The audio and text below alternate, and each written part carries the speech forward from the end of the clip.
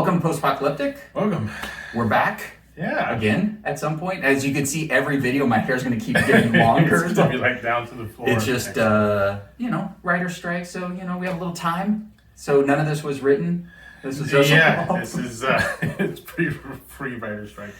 Scripts. So today's movie is another Mark Polonia because, do you need a reason?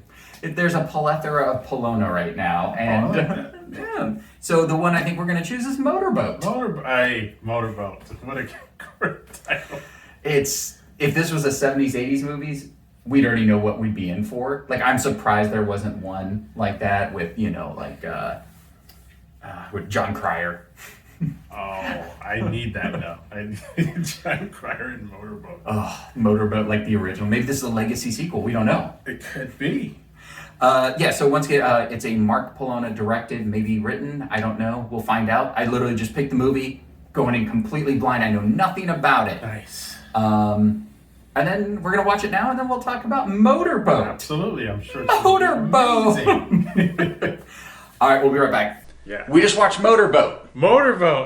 Starring... Well, me, of course. Wow, you have a lot to do with this movie. I do. This was a Indigo. They do Indigo for a lot of these movies. Ron Bonk, who's an executive producer and runs SRS, which is, you'll see on these. I actually there were two movies I contributed to, and I did like a photo contribution. Mm-hmm. Saw my photo and my name in the credits, which was unexpected. Yes. I was kind of like, we're watching and going, that's my name. I don't know, like that's I don't do a lot of the indie, but I know these movies will be made, and sure. it's kind of fun. No, it is. No, totally. It was great. Like to see you in it.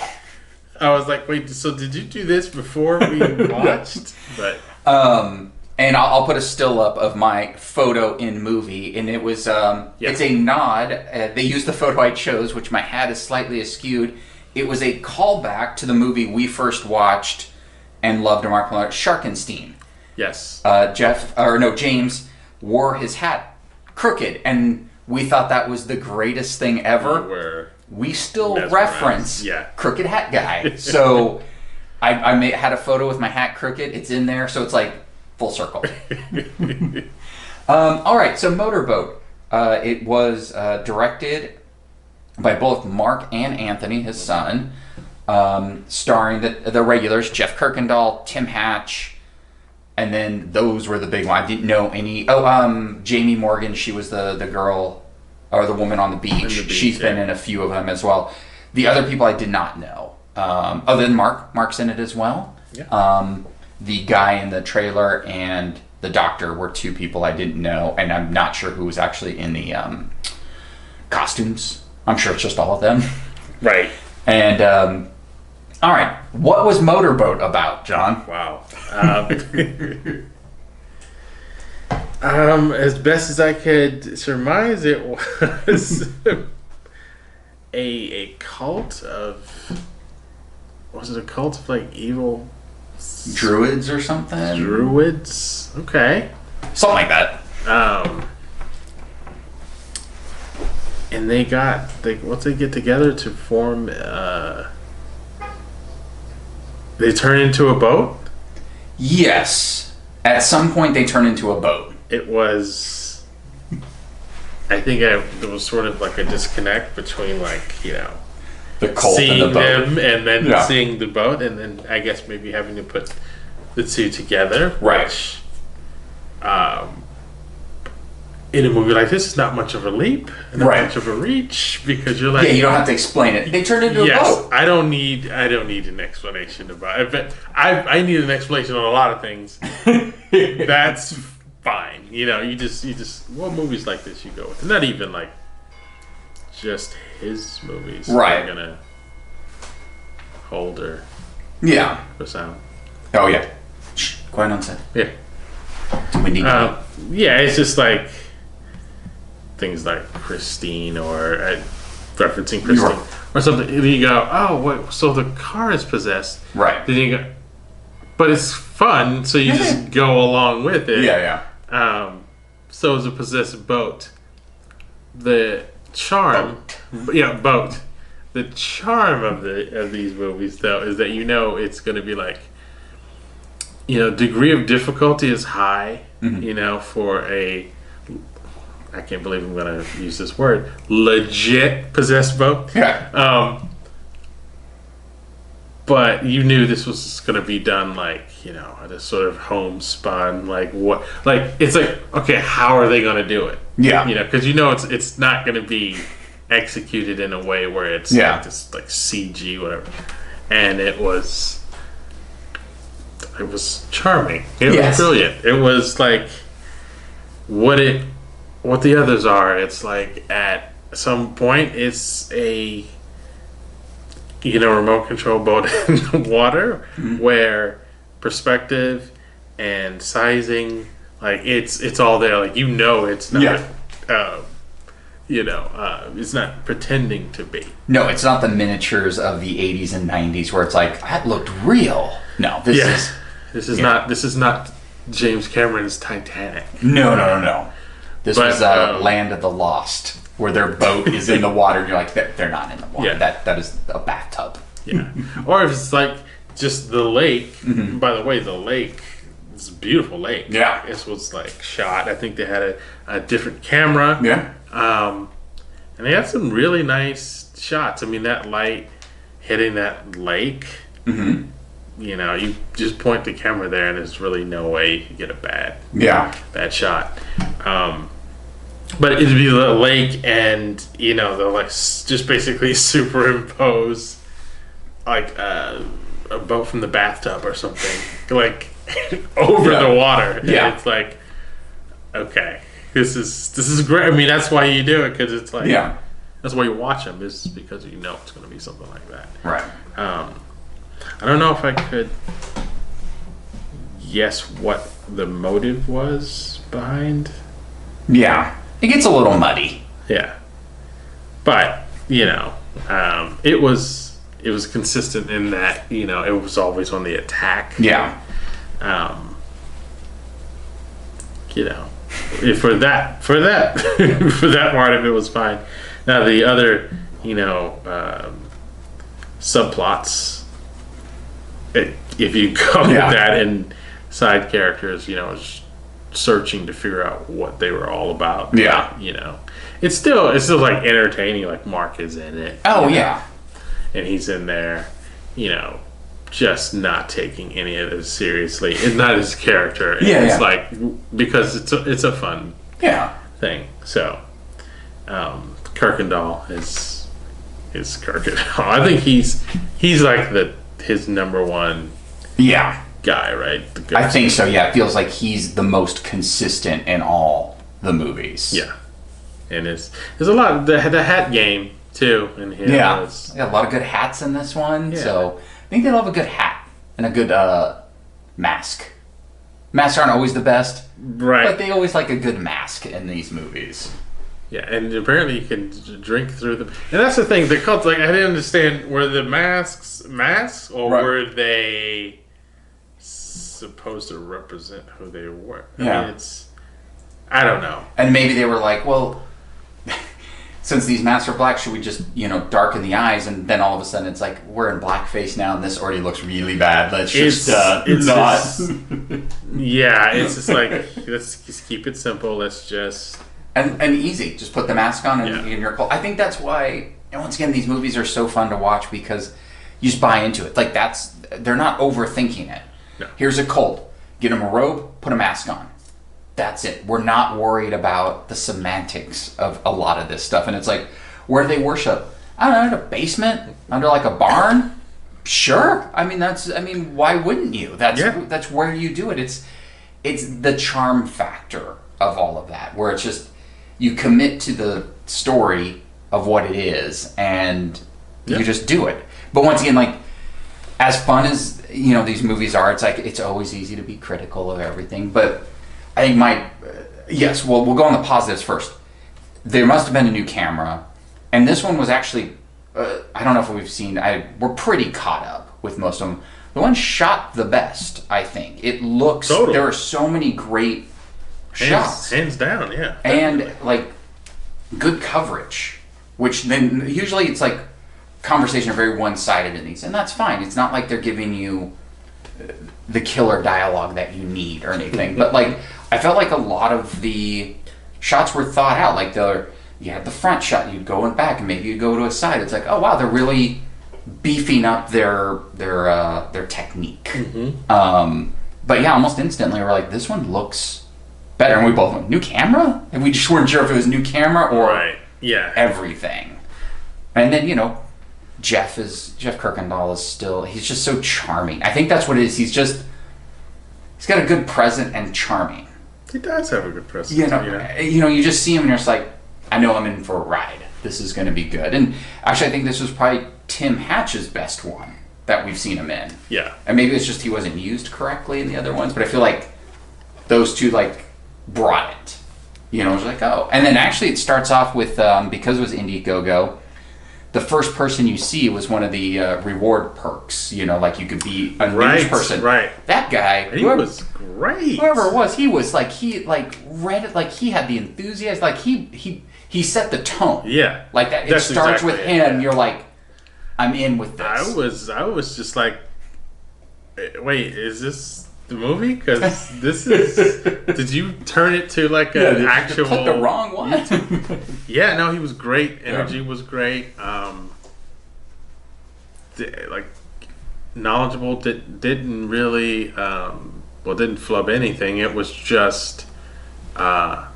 He's really good. Really good on screen, and I thought, wow, I could watch this guy for a while. Yeah, my only complaint was that they started off with headline news when it should have been whatever this dude's channel was, because he was talking about podcasts and stuff. The other ones were news channels, clearly, because they were in suits and stuff. This should have started up with, so-and-so blog or something, or, or murder update or cult update or something. Well, like I said, since your fingerprints and paws are all over the movie, yes. So the one criticism I have is that you didn't get Final Cut. Yes. And so maybe moving forward, they can consult you on. Yes. Moving forward, I will appreciate a Final Cut. I will appreciate it. Just send it to me. I'll give my proper notes and everything. And with all these, they a lot of stretching. That hour and 12 minutes is really stretched, because that would be my only real complaint, was probably that you see the opening scene where Tim Hatch's character kills all the the people. We get halfway through the movie, he explains to Kirkendall, the sheriff, what he did, and then we just replay that whole scene again, and so it's basically another 5-minute version of that scene. It was just but why? Yeah, the replays of the scenes were just I mean, you kind of knew they were doing it as we're like, wow, okay, this is, oh no, it's the same shot. This is just the scene repurposed. Yeah. And it's like, okay. Yeah. And the only thing, well, not the only criticism, but the criticism is that he sort of does that in the movies, and because you're in the it's like what we do, and so okay, if we do math and go, well, he's probably has to get to a certain amount of minutes. Yeah. So that's one way of doing it. Especially when you're putting out the volume of movies that he's putting out. So you're like, well, this is why he's doing it. Where it's like, if you want to follow a story, it's sort of like, okay, this is sort of now it gets bogged down in trying to satisfy some running time for delivery. Because there was no exposition over the replay of that. He goes, this is what I did, and they replayed the scene, and he goes, that's what I did. So if they were replaying it and he was talking the whole thing on, I have been tracking these people for decades, and I knew this and that, and then it would be like, okay, so we're repeating it, but we're getting new information that we didn't get the first time, and that's usually why you would do that. But once again, it is what it is. It's what they do. But it's just wow, this was a huge chunk of time that they repurposed. Totally. I was like, oh, all right, what are you guys doing? I know. I don't think I've seen it to this extent, but it was just when you mentioned, you're like, oh, this is just that segment. Yeah. Repurposed, and I'm like, oh, this is. I mean, stretch it out by maybe more. Stock shots because they've used nothing but stock shots. More stock shots and more long walks to wherever they're going. Yeah. But replaying stuff is just sort of like, I don't know. I mean, without like you said, add a new element. Or just say, okay, this is where, like a flashback or something like that. Which this is not what it was,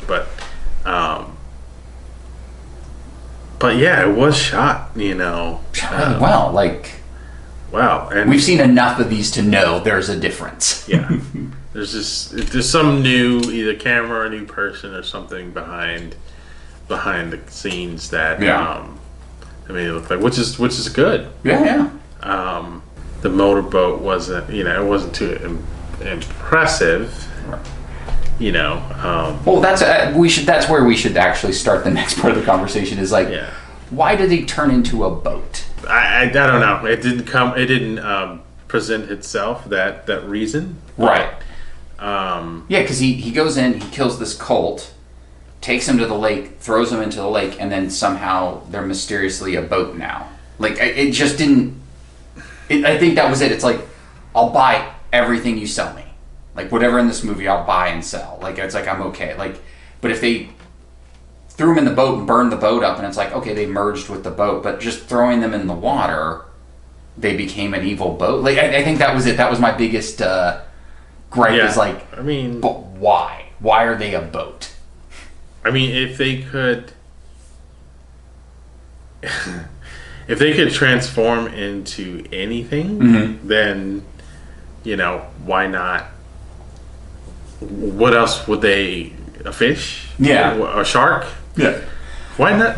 That would have made more sense. Yeah. Then it's like, all right, well, now they're evil sharks or something. But the boat, once again, it works fine within you just watch a movie, you're like, sure. But how it comes about, it's not like they transferred their soul or something. It's not like Alameen where, they're trying to go into different bodies and he ends up in the bowl or something. Right. It's like, we're going to transfer our souls into this boat. But then it's a completely, supposed to be a speedboat type thing, and it's a toy.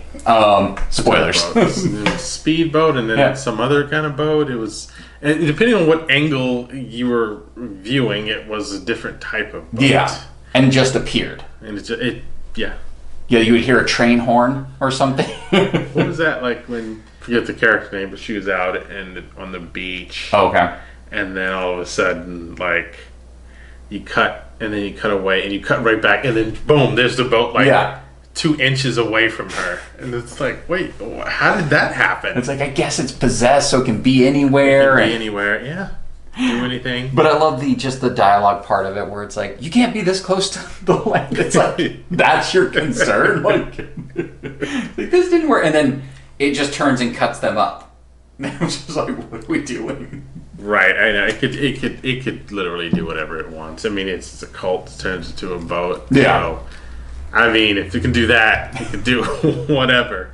Well, and there was that weird time jump thing, which I pointed out to you, whereas the Tim Hatch gets out of the Kia Soul. Kia Soul makes appearance again. Oh, yeah. It's a good movie. Big time. You got Mark, Kia Soul, and Jeff Kirkendall. That's all you need for a good movie. He gets out, he puts binoculars, he's looking at the lake, and he sees, Kirkendall talking to a doctor, or someone, it looks like a doctor, with his mask pulled down here. He leaves. Then we go to the scene with Jamie, goes to the beach, gets killed, and then we see the other side of that scene of them talking. So it's well, when did it, it just sort of felt like they needed that scene and went, oh, we did a weird time jump. Yeah.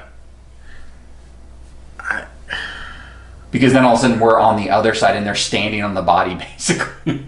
They were standing on the... Oh my God. They were standing on the body. I mean, yeah, there's... But that's sort of the consistency of those types of quote-unquote time jumps in these movies. I sort of... I sort of allow for a couple of those. Yeah. So sort of wait, so where... just keep going. Just keep going. Just keep going. Head down, power through. I mean... Yeah, I mean these things. What does he get? You said he gets them up in 6 days. Yeah, they're up and going, and it's just sort of like, and you start editing, going, "Oh, this didn't matter." Yeah, exactly. Whatever, just move forward. Yeah, yeah, definitely, because we're gonna have to make another one and another one. Yeah, we have like 10 more in the hopper. Yeah, exactly. So, and stepping on the body and all that, it's just like, well, why? I know, because they were talking and then they panned down and they're both on the sheet. It's like, what do you guys do when you're standing on the body? Yeah, it's like, why? It's like, was it windy? And you're like, well, we don't want the sheet to blow up, so just stand on it. The other sort of missed opportunity with the replay of everything is the cemetery scene was really good. Stretched out a little bit, Kirkendall's walking through the cemetery. As he's leaving, because it's the end of the movie, that's when the credits should have rolled. Just a heads up. Because then you let him walk, and then you cut to the main opening. And that's sort of the charm of these movies, is that you'll see the opening credits, and then when the movie ends, it's exactly the same thing. It is a copy moved to the end of the timeline.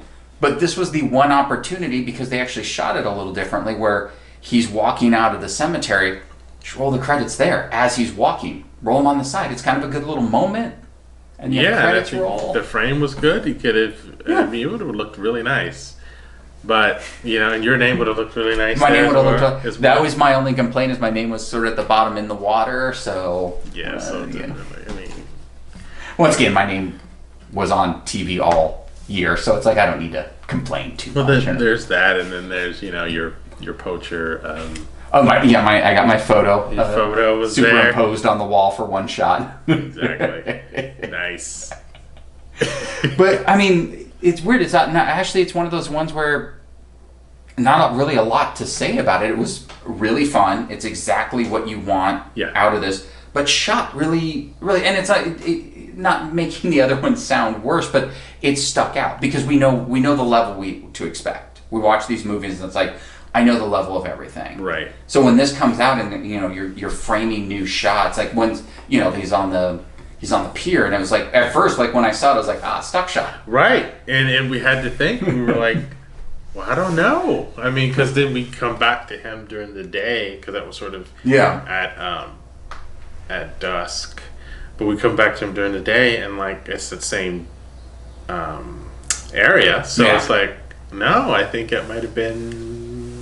Yeah, and then he turns around with his guns and he starts walking. Yeah, the whole gun, trench coat, I don't know what that... It was a choice, it was a choice. I get it. It's like he didn't want to do it. He's a priest, so like when he holds guns, I don't know how to walk when I have guns. I don't know what I'm doing.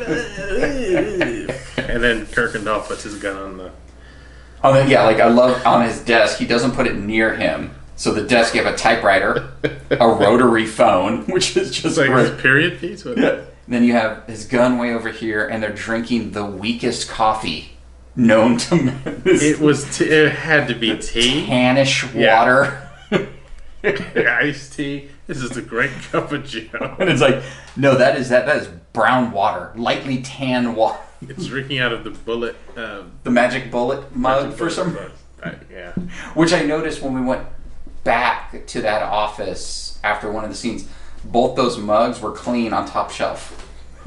Of course. Gotta keep it consistent. But I do love the typewriter and the rotary. And then the only, not even complaint, was I didn't understand Mark Polonia and the other guy's reason of being in the movie. Like they go to this trailer. He gets there, and I know it's mainly for story points because they get there, it's on the radio. Then there's a newscast, which we never see where the TV is. It just sort of appears. Mark is sleeping both times. Yeah. Then when we come back, he's awake. They go out, and then one of them dies. But it's like, or no, they both die because the boat jumps out of the water, which is pretty amazing. But like they didn't serve a purpose. Like they weren't connected to the story in any way. So it felt weird. Like, they why weren't is this connected here? in any way. You're right. They weren't even near where anyone else was. So it was just sort of like. They were just there. Like, they were just there to have a scene or something. I think so. I mean, I guess he wanted... I don't know if he wanted to be in it, but it's just like to sort of throw him in there. Hey, we got a motorhome. Someone just put a scene in there. Do you think after the assembly, they're like, we're at 50 minutes? Yeah, could be. Hey, you still at the trailer, right? Just grab the camera. Which just shoot some stuff. Mark's like, I'm gonna get some rest. Okay, we'll get the camera. Yeah. We'll shoot you sleepy. We'll put that in there.